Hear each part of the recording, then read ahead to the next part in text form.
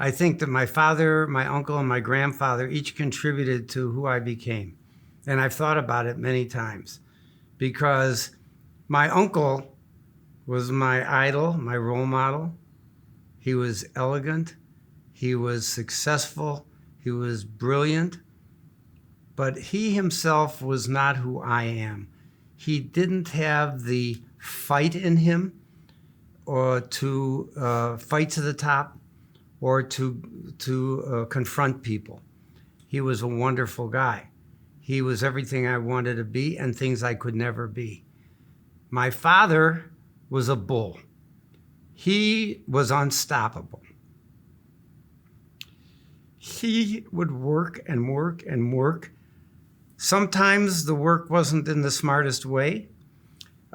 Sometimes he didn't always achieve what he wanted through his hard work, but there was never a limit to the amount of work that he could do, physically work. So my grandfather, on the other hand, was very soft. He was an intellectual, loved classical music, loved history, and loved the Jewish history particularly. But he knew everything about all history.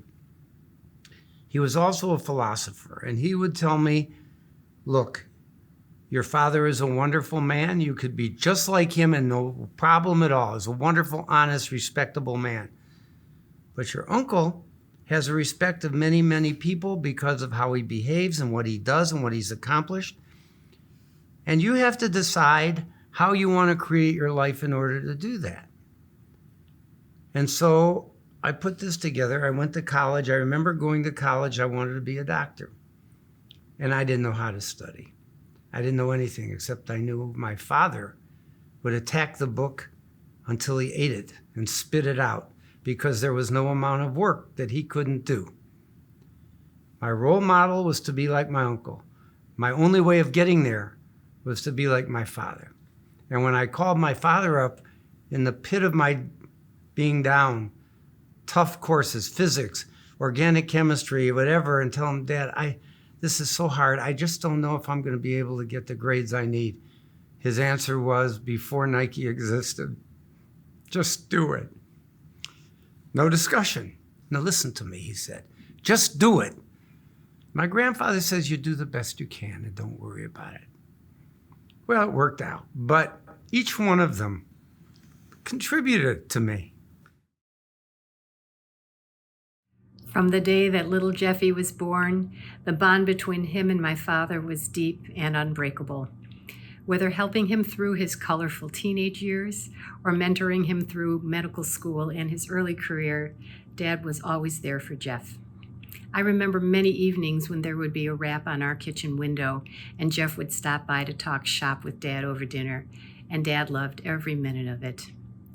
He was so proud of Jeff and the way he turned his life around. No longer was Jeff the quasi-juvie who was getting into trouble with the police, riding motorcycles or driving cars without a license. Jeff was now a medical rock star. Jeff wanted to be just like his Uncle Benny, and though his foray into playing the violin didn't quite pan out, his medical career soared and even surpassed my dad's. Jeff was like a son to him, and when Jeff published his first book, he dedicated it to Dr. Bennett Levine, my father.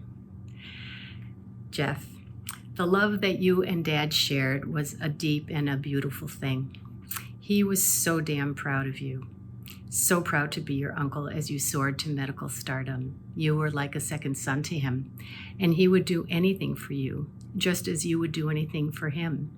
And you have repaid him tenfold, not just by your brilliant career, and not by the integrity and generosity with which you've lived your beautiful life, but by also helping all of our kids, his grandchildren, get into medical school or whatever else they needed.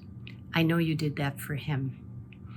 You gave his eulogy, and you never forgot or minimized the impact that Dad had on your life. And as for me, Jeff, I see the essence of Dad's goodness and his integrity living on in and through you, which is one of the reasons why I love you so much. I'm so happy to be able to be here to channel how proud Dad would be of you today.